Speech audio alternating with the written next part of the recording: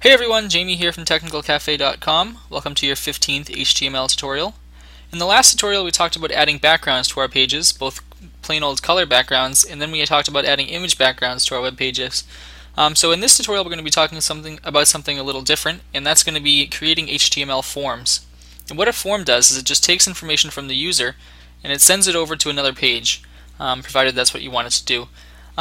So here's an example of a form. You've probably seen these all over the internet. It's a standard login form where you take a username and password, and then you click login and it'll send it over to a page to actually log the user in. So now let me just show you how it works here. So for our username, I'll enter my name, Jamie, and the password, I'll just say password. And you'll notice here that the username is actually in text, and the password has bullet dots so that you can't see what it is should somebody be standing over your shoulder or something like that. And there's actually a way to tell the form that that's what you want it to be. So it's just if we click login here, it'll take us to the process.php page, and I haven't actually created one, so it's going to say the file isn't found. But if you did create a page, you could then do all sorts of things with the username and password information that was submitted. And another thing that I want you to keep in mind is that we use the post form of submitting, and what that does is it basically sends it without displaying it in the URL. The other form is get. Now we'll talk about those a little bit more in a couple minutes, but let's get into the code here so you can see what's going on here. Okay, so this is the code for the password and username form that we have here. So what we have here is we have the form and a couple attributes, and then we have the three different inputs, with the button being one of the inputs. So let's just clear this out here and save it.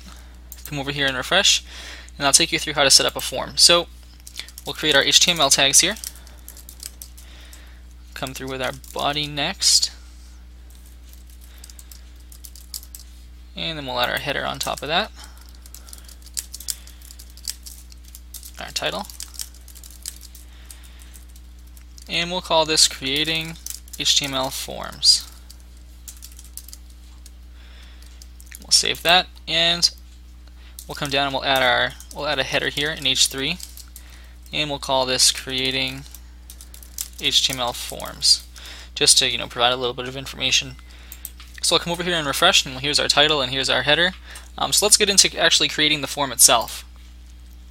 So one of the other things that you noticed that when we had the form up was that we had some text that said please log in. So let's go ahead and add that. So we'll say we'll use a paragraph tag, and we'll say please log in below. So we'll save that, come over here and refresh, and here's our please log in below. So let's actually start creating the form that we can use to log the user in. And you don't have to create a login form, you can create whatever you want. But in this tutorial I'm just going to show you the basics of how to create a form. And I think the login form is probably the most recognizable because they're all over the place. You can also do like a contact form or other types of forms. So let's just come over here. And the way we're going to create a form is we're going to use a set of tags called the form tags. And it's similar to how we'd create a list with the UL or OL. So with a form there's going to be an opening form tag and a closing form tag, and anything between these two tags is going to be the information for the form. So it's going to contain the form fields, any buttons, and any text that you're going to include within the form. So it's similar to a list in the aspect that you kind of outline what you want to do, and then anything in the list would go between the two list tags. So it's similar to that. So let's just go ahead and save this, come over and refresh, and you'll notice that there's nothing on the page. And this is because we haven't actually added anything to our form. We just said that we're going to be creating one. So let's come in here, and one of the first things we're going to do, like we did in our form previously, is we're going to create a text field. And what we're going to do is we're going to call this, how we would go about creating one would be saying input type equals text. And this is basically it. This is how you would create a text box. So you'd use the input tag, and then you'd add, within that input tag you would add an attribute type. Now this is just specifying the type of input that you want. You can have a password input, you can have a button input, you can have a text input. So let's go ahead and say text, because that's what we want, and we'll just come over here and just add a little / to indicate that we're closing it. You don't need to do that. You don't need a closing tag on this either. It's just one tag input, unlike these two here, but I just added it there just because it's kind of a good convention to have, I guess. So let's go ahead and save this, come over here to our page and refresh. And you'll notice that now we have a text box, and we can enter in, whatever we want in this text box. You can enter in however much data you want. And there is a way that we can go about limiting how much data we put in, but for this tutorial we're not going to worry about doing that. So we have our box, so what we're going to do is we're going to create a name for it, and we're going to create it and call it username. So we'll save that, come over here, and you can see that we have a username box. So the next thing we're going to do is create the same thing but for a password. So we'll come down here and we'll say password, and then we'll add a little colon there, and we're going to use the same exact tag input. We'll just create a slash. But instead of using the type equals text attribute, we're going to use the type equals, and we're going to say password. You can still use the text if you want to. If you're creating a different type of form, like a contact form, and you want to include maybe an email address, you can use text, but for the purpose of a password, it's good to use the password type for the attribute. That way the words get masked as bullet points. So we'll save that, come over here, and we'll refresh, and notice that we have our username, a box for our username, and then a password in box for the password. The difference is here, if we type it ASDF and we type it in the password field, the password blocks it out so that nobody can see what you're actually typing. Okay, so let's come over here and going to add a button. So for the button, what we need to do is just we're going to create another input type. So basically using the input tag in the type attribute, and we'll close that. And to create a button, all you need to do is just type in submit, and it's going to create a submit button. So if we save that, we come back over to our Firefox and refresh, you'll notice that we have our username box, our password box, and our submit button. And if you click the submit button, nothing's going to happen. So if we type in some information here, in the password, we'll submit the query, and you'll still notice that nothing happens. The boxes just get blanked out, and Firefox asks if I'd like to remember the password.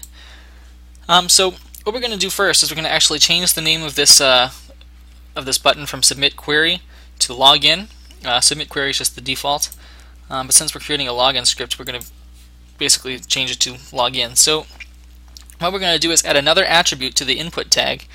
So we're going to say name, or value rather, equals, and then some parentheses, and it's quotation marks rather. And remember, it's important to add the quotation marks, especially if you're using other programming languages than HTML, because it might not work correctly. So we're going to say log in. Save that, come over and take a look, and you'll notice that our button changed to login. It still has the same function of doing nothing, and that's just because we haven't told it to do anything yet. So what we're going to do over here, just to set up the input types, so first you'll notice that we had our form, and it was actually sending us to the process.php page. And I was actually on the W3 Schools website a little earlier, and they were using .asp for their example, but for our example here we're going to be using PHP. So basically what we're going to do is we're going to say form, we're going to add another attribute to the form tag, the top form tag, and we're going to say action equals, and then some quotation marks here. And what the action does is it's basically telling the browser what page to send the data in this form. So basically the input type text that's going to send whatever text you enter in this box, whatever characters you enter for the password, to another web page where you can do things with it, perhaps add it to a MySQL database, or display it to the user, or something like that. So what we're going to be doing is we're going to be telling the form or the browser where to send this information.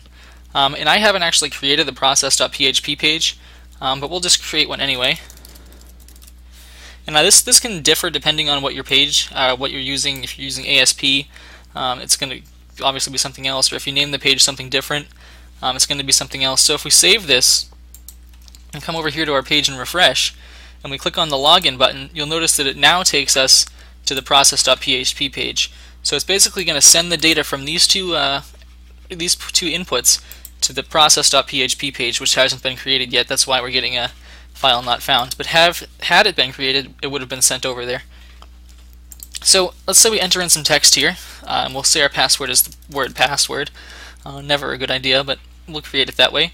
And we click login, nothing will happen. So let's come back to our code here, and we're going to add a couple more attributes to the username and password fields here. So after the text attribute, we're going to type in name equals and then some quotation marks. And the name attribute is basically going to be used for when you send it to another page. So when we send it to the PHP page, login or process.php for example, it's going to be we might want to store these values into variables in PHP, and this might sound confusing, so don't worry about it. You're not. This tutorial isn't really based on PHP, but I'm just kind of showing you how to set it up for when you do decide to go about learning PHP, if that's something you're interested in. So we're going to give this name. We're going to call it username. So basically, when this gets sent to the PHP process.php page, you're going to be able to identify it and grab the information by calling it username. If you called it input username or name, you can call it whatever you want as long as you remember to use the same input name on the PHP page. So we're going to do that, and for the password we'll do the same thing. Use our name attribute and call it password. And we'll save that, come over here and refresh, enter in our information, and we'll log in. And you'll notice now that we've given it a name that it'll say process.php username equals Jamie and password equals password. So this is actually using a get method to send it to the process.php page. And now these are the names that we created, username and password, within our code here. And this is what's actually going to be sent to the page where we can do whatever we want with it. So let's go back to our page here, and we'll refresh it. Just get my name out of there. So then we'll come back here to our code here, and we're also going to give our submit button a name. And it's not going to show up. It's not going to really be used for much right now, but we'll call it submit. And in PHP later on, you might want to check to see if the submit button's actually been clicked, and you can do that by grabbing the submit name here. So this is basically how you go about creating a basic HTML form. For right now, if you're going to use it, you're not going to really need the name attributes here. But it's up to you whether to use it. When you start using PHP or maybe some JavaScript, these might come in handy. And one other thing that I want to go over here is another attribute for the form tag, and that's actually going to be the method equals, and then some quotation marks. And this attribute is basically saying how the data from the form is going to be sent to the process.php page here. So the method that we've been using here, the Jamie, and we'll enter password here, is actually a get method because the username and password are both shown in the URL here. You'll notice I actually spelled password wrong. But they're shown in the URL, and for the example of sending a password, you don't really want it to be shown in the URL because if someone's standing behind you or looks in your history or something, they can see that your password is password. So what we can do to prevent that is use a post method. So you enter in post right here, save it, come back to your form here, refresh, we'll say our password is password, and we'll click login. And you'll notice that it gets sent without adding anything to the URL. So that way nobody can see what your username or password is or see what information is in the URL. So it's just a different thing you want to do. There's different examples or different uses for get and post, depending on what you're trying to do with your website. So that's basically how to go about creating a simple form. It might seem confusing at first, but once you get the hang of it and start doing it, it gets easier and easier. So if you have any questions, please feel free to post them in the comments. You can send me an email by using the contact page on Technical Cafe. And that's actually a form using the post method, I believe, to send it to my email address. And you can also use Twitter. Send me a tweet, JamieMCG on Twitter. You can use the Technical Cafe Twitter, which is twitter.com/technicalcafe. Or you can just leave a comment below. So thank you for watching, and have a great day.